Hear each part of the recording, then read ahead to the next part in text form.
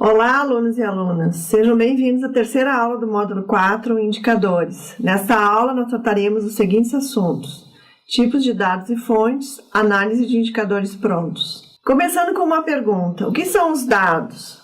Dados são registros ou valores coletados e utilizados no cálculo do indicador. Os dados podem ser primários, quando as informações são buscadas diretamente com o informante, através de pesquisa de campo, ou então secundários, quando coletados e disponibilizados por instituições de âmbito internacional, nacional, estadual ou municipal.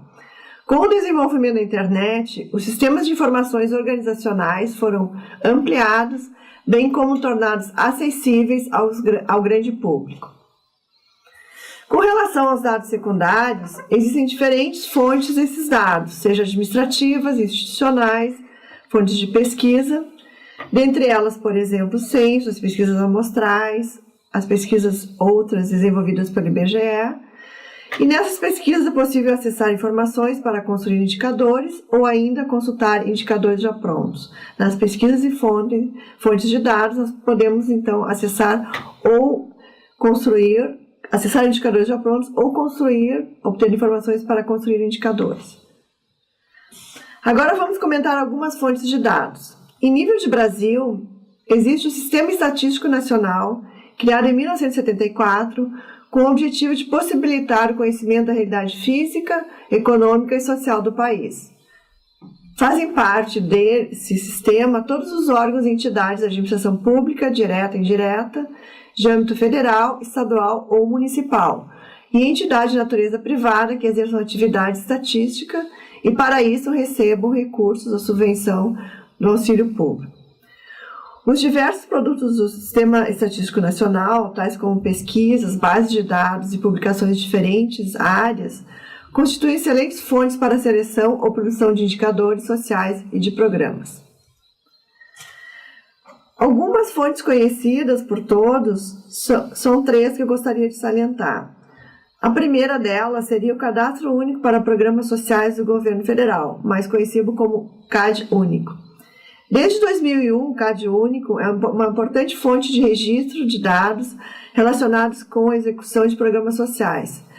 O Cadastro Único permite caracterizar social e economicamente as famílias de baixa renda, subsidiando vários programas federais. No site do Ministério do Desenvolvimento Social e Combate à Fome, o MDS, nós podemos acessar os dados agrupados que não identifiquem as famílias, por exemplo, dados por município. Uma segunda fonte bastante conhecida é o Instituto Brasileiro de Geografia e Estatística, IBGE, do qual nós podemos salientar as seguintes pesquisas: Censo Demográfico, que é decenal, a Pesquisa Nacional de Amostra por Domicílios, a PNAD, que acontece anualmente, a Pesquisa de Informações Básicas Municipais, a MUNIC, que acontece também anualmente, a Contagem da População, que acontece no meio dos 10 anos de intervalo entre um censo e outro, o Censo Agropecuário Nacional, que não existe uma periodicidade fixa, né? Ele acontece de forma assistemática, e outras pesquisas do IBGE, tais como Pesquisa Mensal de Emprego, a PME, a Pesquisa de Orçamentos Familiares, a POF, o Estudo Nacional de Despesas Familiares, Orçamento Familiar e Nutrição, a NDF, e a Pesquisa de Padrão de Vida, PPF, etc. Uma terceira fonte de dados que eu gostaria de destacar é o DataSUS, Departamento de Informática do SUS.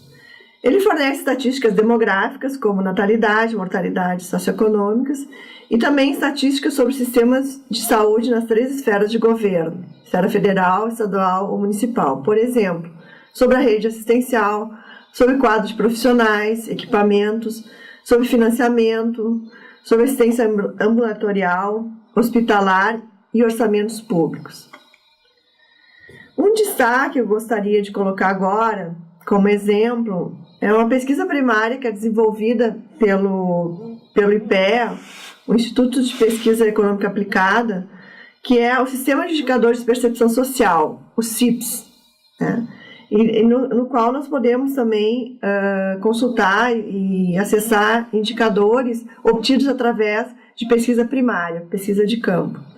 Na figura a seguir, vocês têm uma imagem ilustrativa do CIPS, onde, então, nesse sistema, os indicadores são elaborados a partir de pesquisa primária direta com os informantes, e representam informações complementares àquelas já existentes, e esses indicadores são úteis para verificar como a população avalia os serviços públicos, contribuindo, assim, para a formulação, acompanhamento e avaliação de políticas públicas nas 3 áreas governamentais.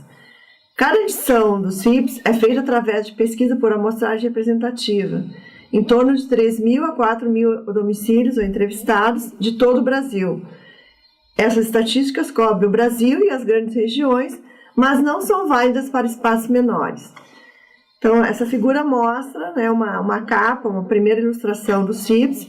Ele é desenvolvido em áreas, né? Aí nós estamos vendo que essa área é segurança pública, e cada edição do CIPS, então, se refere a um conjunto de áreas temáticas.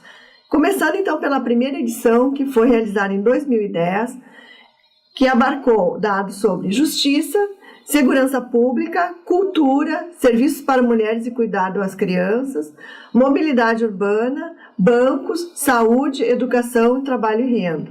A segunda edição do CIPS, que aconteceu em 2011 a 2012, se referiu à assistência social, defesa nacional, mobilidade urbana, educação, trabalho e tempo livre, valores e estrutura social, segurança pública, mídia e comunicações.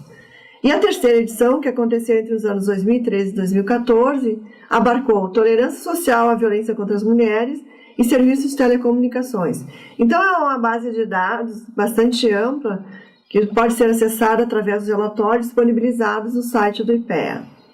Além do mais, no caderno de estudos desse curso, vocês têm listados vários organismos internacionais, instituições governamentais brasileiras, sejam elas federais ou estaduais, e também consórcios de pesquisa, com seus respectivos links. Eles podem ser acessados através de um quadro, onde aparecem, então, listados todas essas fontes de dados, e que são fontes de informações importantes para se obter indicadores e também para se coletar dados que permitam construir indicadores. Agora, então, nós vamos partir para a análise de indicadores prontos, para verificar quais são as medidas, né, e os tipos de análise mais usuais no trabalho com indicadores que já elaborados pelas fontes de dados. Os indicadores, eles podem ter os seguintes formatos, né? Eles podem ser apresentados através de números absolutos, que são resultados de uma contagem, de uma estimativa de valor absoluto.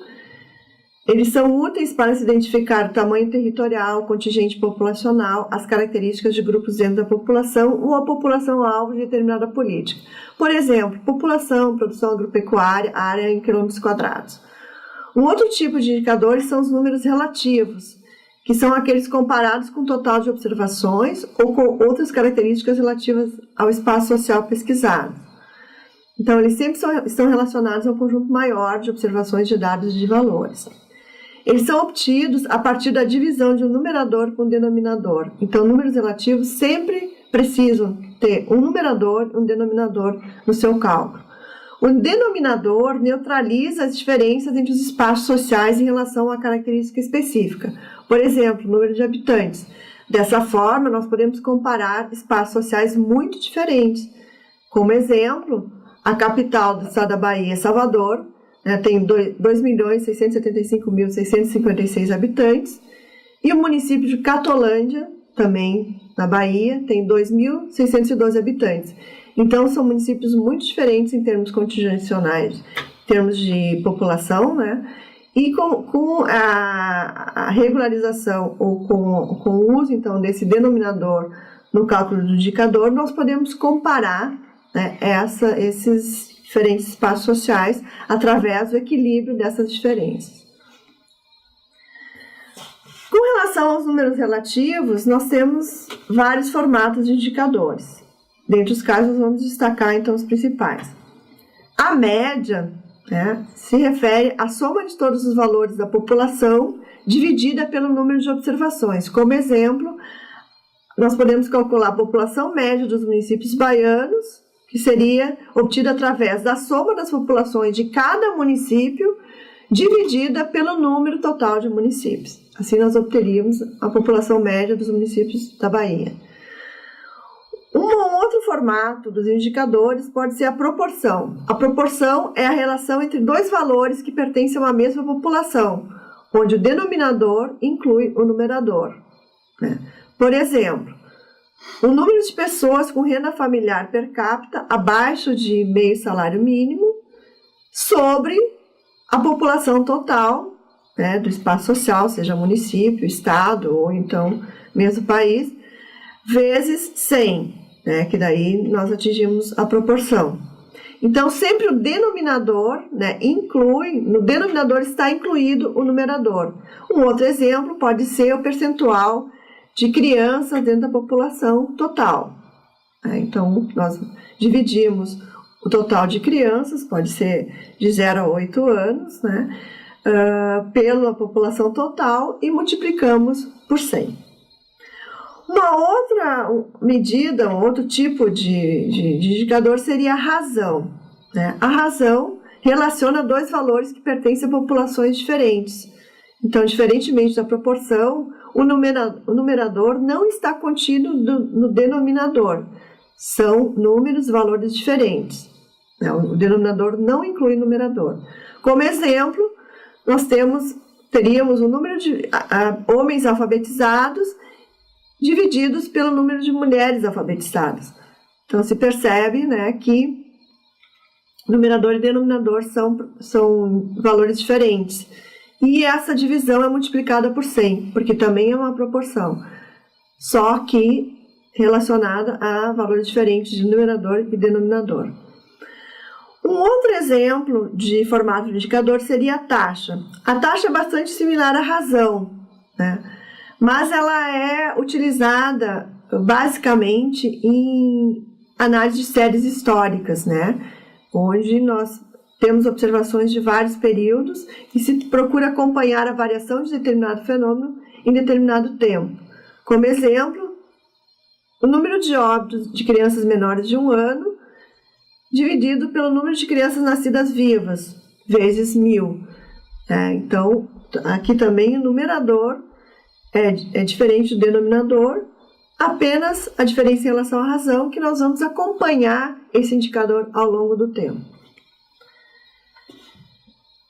Um outro tipo, né, de formato de indicador seria a incidência. A incidência representa o número de casos novos ou ocorrências surgidas em uma determinada população em certo período. Pode avaliar, por exemplo, o ritmo do avanço de determinada doença ou epidemia. Então, como um caso específico, nós teríamos, por exemplo, o número de casos de HIV/AIDS registrados em 2015, casos novos, surgidos nesse ano específico, divididos pela população total em 2015, vezes 100 mil, que é uma forma, então, de nós equilibrarmos as diferenças em termos populacionais, multiplicando o resultado da divisão por 100 mil habitantes. Por último, um outro formato de indicador seria a prevalência. A prevalência é diferente da incidência porque ela pega os casos acumulados, não apenas os novos, os antigos e os novos, né? Então, ela representa o número de casos existentes, antigos e novos, o acumulado, em relação à população em determinado período.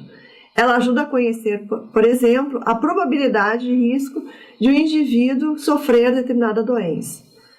Como exemplo, o número de pessoas com HIV/AIDS em 2015, não só os casos novos, né, os casos novos e antigos, o acumulado, sobre a população total em 2015 vezes 100 mil. Então, além dos casos novos, nós pegaríamos os casos já existentes, né, que foram surgidos em anos anteriores. Lembro-lhes que ainda com relação a números relativos, existem os indicadores sintéticos, que também são números relativos, né? Já foram tratados numa aula anterior. Bom, depois então de nós visualizarmos os formatos dos indicadores, né, nós vamos agora observar, né, tratar das medidas estatísticas úteis para análise de indicadores prontos, né? Então nós vamos tratar das medidas, de que medidas nós utilizamos para analisar a partir do momento que esses indicadores já estão calculados, já estão disponíveis para análise. Então, a primeira medida estatística seria a amplitude da distribuição, que mostra os valores mínimo e máximo de uma distribuição. Então, por exemplo, em relação à população dos municípios baianos, né, nós teríamos o número mínimo, o valor mínimo seria o município com menor população, e o número máximo, o valor máximo seria Salvador, né, o município, a capital do estado, então, com maior número de habitantes. A amplitude da distribuição é útil para se identificar a variabilidade dos números, em que medida, né, em que proporção os números variam entre eles, dentro de um contínuo que vai do menor valor para o maior valor. Uma outra medida estatística é a média, né, que representa o ponto de equilíbrio, o centro de um conjunto de valores. É diferente da média que nós vimos anteriormente, que é o formato de cálculo do indicador. A média a partir dos indicadores já prontos, como é que nós vamos analisar esse conjunto de indicadores. As médias funcionam melhor quanto mais homogêneas forem as distribuições. Em alguns casos, pode existir valores discrepantes que se distanciam muito dos demais. Nessas circunstâncias, a utilização da média não é adequada, uma vez que esses valores extremos, chamados de outliers, acabam distorcendo os resultados. A média obtida, então, através da soma do conjunto de indicadores, de valores dos indicadores, dividida, né, pelo número de casos. Como saber quando a média não é adequada para a análise dos indicadores? Ela não é adequada quando o desvio padrão de um conjunto de valores for maior do que a metade da média. Desvio padrão nós já vamos ver em seguida, né? Então, quando o desvio padrão ele é maior que a metade da média, se recomenda o uso de outras medidas, como a mediana ou os quartis. O que é o desvio padrão? O desvio padrão expressa a dispersão dos dados, os desvios de cada valor em relação à média. O desvio padrão é útil para se perceber a variabilidade dos números. Nos gráficos a seguir, nós podemos identificar dispersões diferentes dos dados. Então, o primeiro gráfico, que apresenta uma dispersão com baixo desvio padrão, que se refere ao Índice de Desenvolvimento Humano Municipal dos 417 municípios baianos em 2010. Então, nós temos ali a figura que mostra, né, todos os valores muito próximos da média, muito e próximos entre si. A média desses todos os valores do DHM atingiu 0,594, né, que seria o valor de IDHM médio dos municípios baianos. Já o desvio padrão atingiu 0,041, ou seja, bem menor do que a metade da média, que seria em torno de 0,280, por aí, né? Então, como o desvio padrão é bastante inferior à metade da média, do valor da média, nós podemos utilizar a média. Agora, em relação ao segundo gráfico, que é bem diferente desse anterior, ele mostra, então, uma dispersão com alto desvio padrão, né, que se refere ao percentual de crimes letais, homicídios e lesões corporais seguidas de morte, em relação ao total de crimes nos bairros de Porto Alegre na década de 2000. Né. Então, aí nós verificamos, embaixo do gráfico, né, a média dos valores, né, onde os valores se aproximam, mas vários casos discrepantes, ou outliers, né, que, de certa forma, distorcem, né, o valor da média. Então, nós vemos, por exemplo, o valor mais alto de caso extremo, o bairro Rubem Berta, que atingiu 15% de crimes letais em relação ao total de crimes neste bairro na década de 2000. E outros casos também discrepantes, mas com valores menores, né? O bairro Restinga, 9%, o bairro Mário Quintana, 8%, o bairro Sarandi, 7%, o bairro Santa Teresa, 5%, o bairro Loma do Pinheiro, 5%, e o bairro Bom Jesus, 5%. Qual foi a média, então, desse conjunto de valores de proporção de crimes letais em relação ao total de crimes nos 80 bairros de Porto Alegre. A média foi 1% de crimes letais em relação ao total de crimes, e o desvio padrão 2%, ou seja, o dobro da média. Então, o desvio padrão não é inferior à metade da média. Com isso, nós concluímos que a média não é um valor adequado para se analisar, né, a distribuição, a dispersão desse indicador percentual de crimes letais nos bairros de Porto Alegre, porque o desvio padrão é o dobro da média. Então, nós temos que buscar outras medidas que nós a seguir vamos analisar, que são a mediana e os cortis. Antes de partir, então, propriamente para a mediana e os quartis, nós vamos salientar, né, a moda, que é o valor mais frequente, uma distribuição, aquele que se repete o maior número de vezes, né? E, por fim, então, a mediana, também chamada de percentil 50, é definida como um valor posicional que divide os dados ordenados ao meio, isto é, metade dos dados tem valores maiores do que a mediana, né, e a outra metade tem valores menores do que ela. Então, se nós temos um conjunto de 101 dados, né, os 50 primeiros valores mínimos, né, seriam inferiores, né, à média. O caso 51 seriam inferiores à mediana. O caso 51 seria a mediana, e os casos 52 a 101 seriam, então, a outra metade dos dados superiores à mediana. Então, metade dos dados tem valores maiores que a mediana, e a outra metade dos dados tem valores menores do que a mediana. Já os quartis inferior e superior são definidos como os valores abaixo dos quais se situa um quarto dos dados, 25%, e acima, então, do quartil superior seriam os 3/4 dos dados. A figura a seguir, ela exemplifica melhor, né, ilustra melhor como é que se distribui, então, no conjunto de dados, a mediana e os quartis. Então, ali embaixo, né, nas linhas abaixo, ali, nós temos que o menor valor até o 25% do conjunto de valores, né, nesse espaço, né, nós temos o limite do primeiro quartil, quartil 1.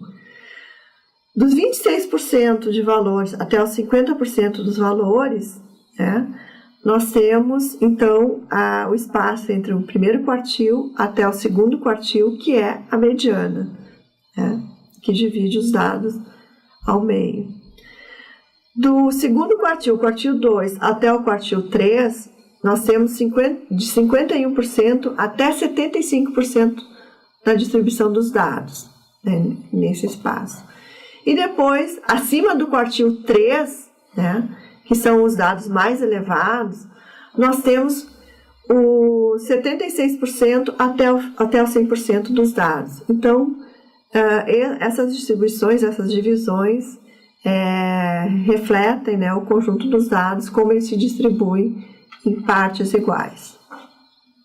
Bom, agora um outro aspecto que nós temos então que identificar e analisar em relação a esse exame, né, esse estudo dos indicadores, são as formas de organização desses índices para possibilitar a análise deles. Então, como é que nós vamos organizar, né, esses dados dispersos para possibilitar, né, a sua análise em específico, né, porque não dá para a gente trabalhar, por exemplo, com 1000 dados, todos distribuídos numa planilha Excel, e vai dar uma enorme confusão.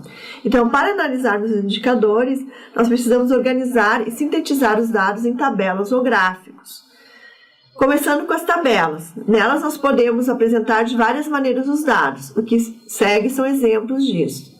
Então, o primeiro exemplo seria a distribuição de frequência. Então, uma forma de organizar os dados em tabelas é através da distribuição de frequência, que é a organização dos dados de acordo com a ocorrência dos diferentes resultados observados, em números absolutos. E na tabela a seguir, se pode identificar porque a distribuição da frequência aparece na segunda coluna. Então, aqui na tabela 1, nós temos a população dos municípios da região metropolitana de Salvador em 2010, conforme o censo demográfico de 2010, em que na primeira coluna nós temos, então, os municípios da região metropolitana de Salvador, né, listados em linhas, né, e na segunda coluna a população de 2010 dos respectivos municípios, salientando que esses dados eles estão distribuídos de acordo com uma ordenação por ordem alfabética dos municípios. Então, começa por Camaçari e termina por Veracruz. Uma outra forma de organizar os dados em tabelas são através dos percentuais ou percentagens, que são medidas obtidas através da divisão da frequência de cada caso pelo número total de observações, ou seja, cada valor, né, de indicador é dividido pelo total de observações do total de valores dos indicadores analisados. Em seguida, multiplica-se por 100. Como exemplo, nós apresentamos a tabela a seguir, onde os números absolutos aparecem na segunda coluna e os percentuais na terceira coluna. Então, são os mesmos dados referentes à população dos municípios da região metropolitana de Salvador, apenas acrescentando uma coluna a mais, né, em que a segunda coluna, então, ainda apresenta os dados absolutos da população de 2010, de cada município, e na terceira coluna nós temos, então, o percentual de cada população em relação ao total de população do estado. Então, cada município, a população de cada município é dividido pela população total do estado da Bahia, que corresponde a 14.016.000 habitantes, aproximadamente. Então, nós temos Camaçari, né, com 1,7% da população em relação à população estadual, e o município maior, né, que é Salvador, cuja população corresponde a 19% do total populacional do estado da Bahia. Por fim, uma terceira forma de organização dos dados em tabelas são os rankings, que é uma forma de apresentação de dados de um único período, como os anteriores, que organiza em ordem crescente, ou seja, do menor valor para o maior valor, ou decrescente, do maior valor para o menor valor, os valores, né, os dados respectivos de cada unidade de análise, de cada linha das tabelas. Essa disposição em rankings pode ser operacionalizada através do comando classificar do software Excel, né? Então, no menu do Excel vocês têm o comando classificar e vocês podem, então, classificar ou ranquear os dados em ordem crescente ou decrescente. Na tabela a seguir, a posição de cada município no ranking aparece na última coluna. Então, são os mesmos dados referentes, né, à população dos municípios da região metropolitana de Salvador, em 2010, tabela 3, né, em que, ao invés de percentual, nós estamos, então, apresentando na última coluna a posição de cada município no ranking populacional, da região metropolitana de Salvador. Então, nós fizemos uma classificação em ordem decrescente da população, ou seja, começamos do maior valor e fomos até o menor valor. Nessa ordenação, então, Salvador aparece na primeira posição, com 2.675.656 habitantes, né? E na 13ª colocação, 13ª posição, correspondente então aos 13 municípios da região metropolitana de Salvador, aparece o município de Madre de Deus, que possui 17.376 habitantes. Então, assim, nós temos um ranqueamento baseado na ordenação decrescente do tamanho populacional de cada município metropolitano da região metropolitana de Salvador.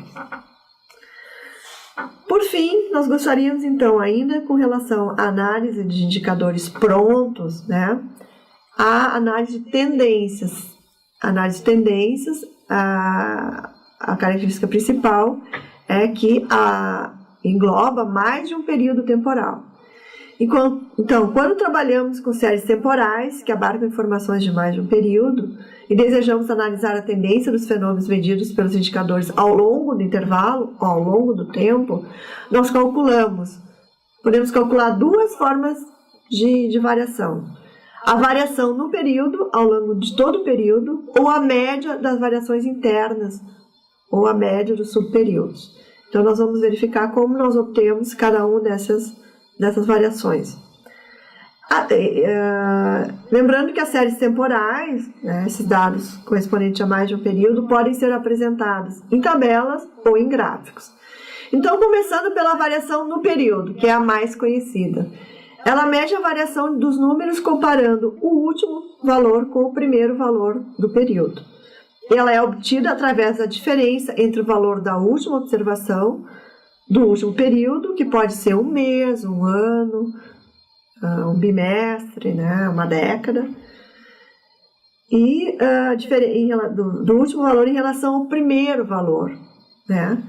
E depois de ser obtida essa diferença, se divide, né, o valor obtido pelo valor da primeira observação, multiplicando-se depois esse resultado por 100.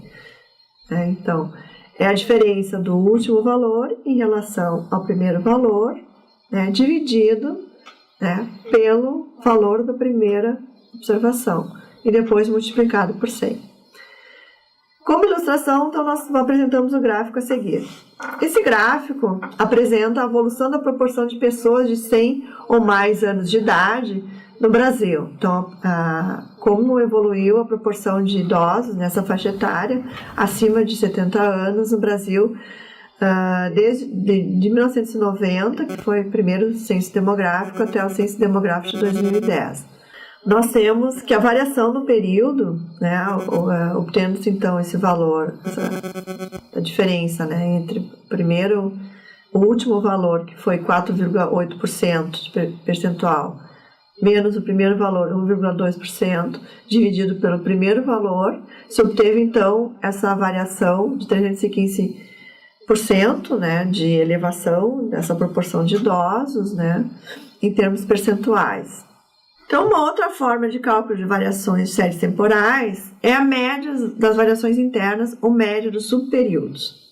Ela difere da variação no período inteiro, porque dilui as variações e oscilações dos subperíodos, não apenas entre a primeira e a última observação.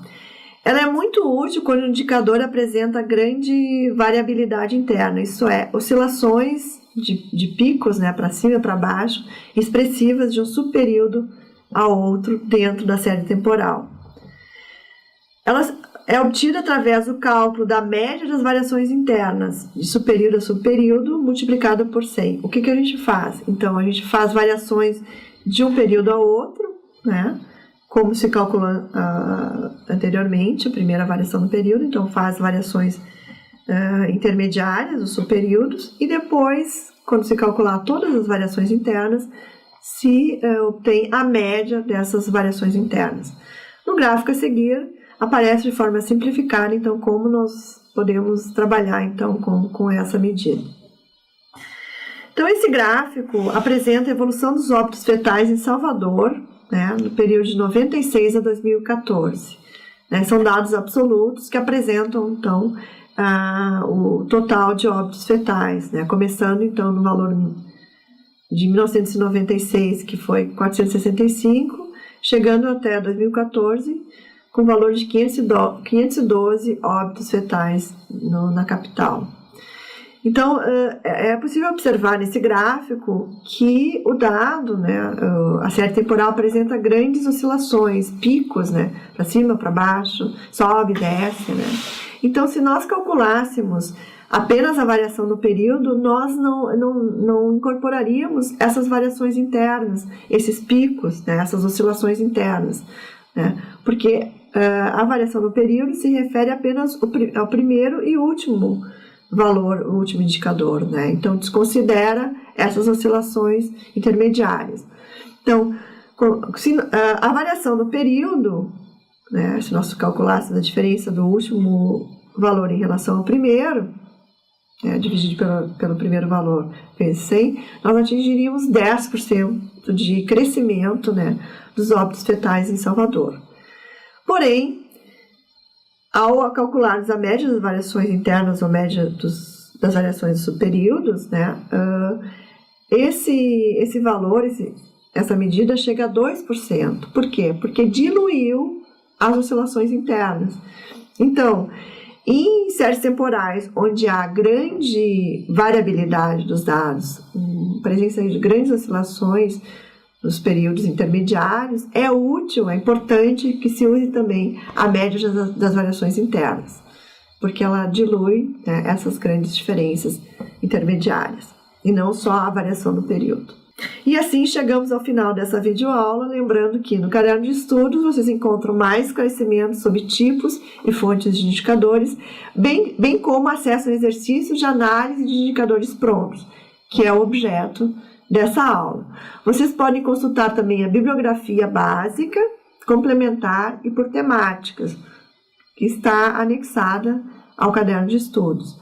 As dúvidas serão esclarecidas nos chats ou fóruns e já convidamos a todos e todas para a nossa próxima aula, que tratará da elaboração de indicadores. Bons estudos e até lá!